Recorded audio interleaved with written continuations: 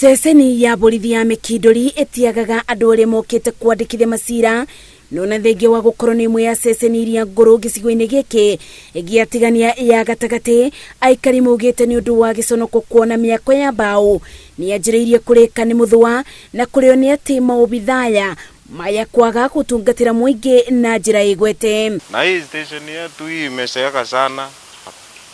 Hii inakaa kama majengo, tunataka station mpya.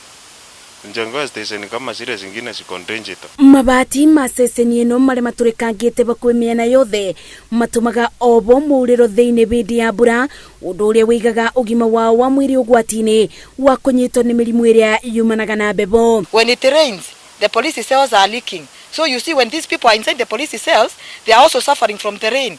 And we understand that the COVID-19 ni andui ya mahali kuna baridi. Ũkunderu wa cero na makĩria ihinda-inĩ rĩrĩ bũrũri ũgũmĩirwo nĩ mũrimũ wa COVID-19.